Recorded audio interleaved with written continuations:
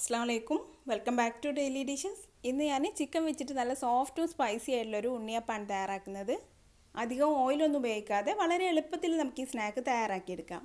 പിന്നെ ചിക്കൻ ചേർക്കാതെ മസാല മാത്രമായിട്ടോ അല്ലെങ്കിൽ ചിക്കന് പകരം വെജിറ്റബിൾസ് ഒക്കെ ചേർത്തിട്ട് തയ്യാറാക്കിയാലും നല്ല ടേസ്റ്റാണ് ഈ സ്നാക്ക്. അപ്പോൾ വളരെ എളുപ്പത്തിൽ തയ്യാറാക്കിയെടുക്കാൻ പറ്റിയ ഈ മസാല ഉണ്ണിയപ്പം എങ്ങനെയാണ് തയ്യാറാക്കിയെടുക്കുന്നതെന്ന് നോക്കാം. അപ്പോൾ ആദ്യം നമുക്കിതിലേക്ക് വേണ്ടൊരു മസാല തയ്യാറാക്കാം. അപ്പോൾ അതിന് വേണ്ടി ഞാനൊരു പാത്രം ചൂടാവാനായിട്ട് വെച്ചിട്ടുണ്ട്. ഇനി ഇതിലേക്കൊരു 1.5 ടേബിൾ സ്പൂൺ വെളിച്ചെണ്ണ ചേർത്ത് കൊടുക്കാം. ഇനി ഈ വെളിച്ചെണ്ണ നന്നായിട്ടൊന്ന് ചൂടായി വന്ന് അതിലേക്ക് 2 സവാള കുറച്ച് ചെറുതായിട്ട് കട്ട് ചെയ്ത് ചേർത്ത് കൊടുക്കാം. ഇനി നമുക്ക് ഈ സവാള നന്നായിട്ടൊന്ന് വഴറ്റിയെടുക്കണം.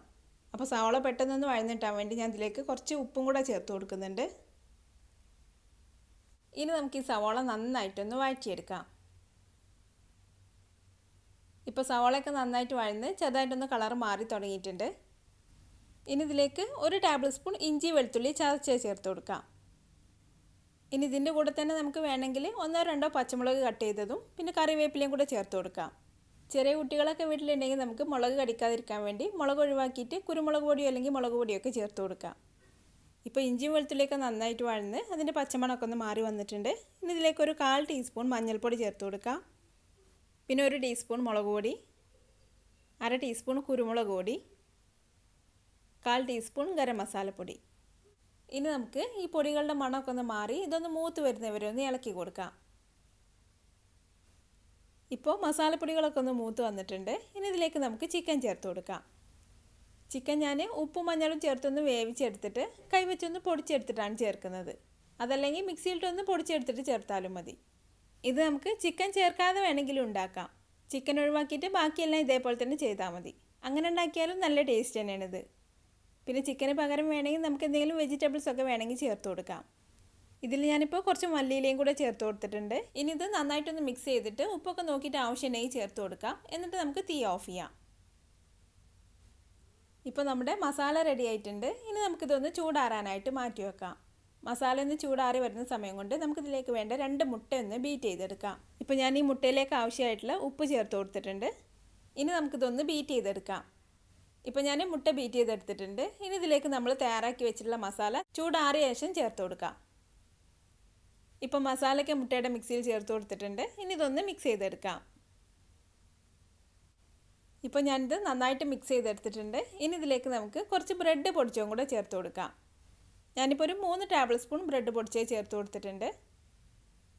ചിലപ്പോൾ നമുക്ക് അത്ര ചേർക്കേണ്ടി വരില്ല. അപ്പോൾ 2 ടേബിൾ സ്പൂണൊക്കെ ചേർത്തൊന്ന് മിക്സ് ചെയ്ത് നോക്കിയിട്ട് ആവശ്യമുണ്ടെങ്കിൽ പിന്നെ ചേർത്ത് കൊടുത്താൽ മതി. ഞാനിപ്പോൾ ഇതിലേക്ക് 1 ടേബിൾ സ്പൂണും കൂടെ ചേർത്ത് കൊടുക്കുന്നുണ്ട്. ഇത് നമുക്ക് കുറച്ച് കട്ടിയായിട്ടാണ് വേണ്ടത്. നമുക്കിത് ഉണ്ണിയപ്പൊക്കെ കോരി ഒഴിക്കുന്ന പോലെ ഒഴിക്കാൻ പറ്റുന്ന ഒരു കട്ടിയിലാണ് വേണ്ടത്.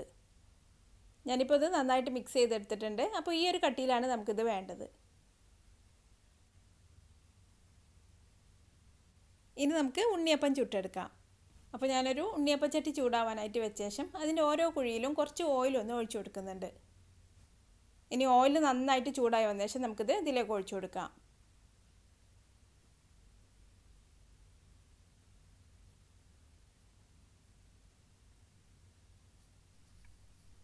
ബാറ്റർ ഇതിലേക്ക് ഒഴിച്ചു കൊടുത്ത ശേഷം പിന്നെ നമുക്കിതൊന്ന് മൂടി വെച്ച് കൊടുക്കാം. തീ നന്നായിട്ട് കുറച്ച് വെച്ചിട്ട് വേണം മൂടി വെച്ച് കൊടുക്കാൻ. എന്നാലും നമുക്കിത് അടി കരിഞ്ഞ് പോവാതെ നന്നായിട്ട് വെന്ത് കിട്ടുള്ളൂ. അപ്പോൾ നമുക്കൊരു 3-4 മിനിറ്റ് ഇതുപോലെ മൂടി വെച്ച് കൊടുക്കാം. ഇപ്പോൾ ഞാനിത് വെച്ചിട്ട് ഒരു 4 മിനിറ്റ് ആയിട്ടുണ്ട്. ഇനി നമുക്കിത് തുറന്ന് നോക്കിയിട്ട് എല്ലാം ഒന്ന് തിരിച്ചിട്ട് കൊടുക്കാം. എല്ലാം ഒന്ന് തിരിച്ചിട്ട് കൊടുത്തിട്ട് ഈ സൈഡ് നമുക്കൊരു 2 മിനിറ്റും കൂടെ ഒന്ന് വേവിച്ചെടുക്കണം.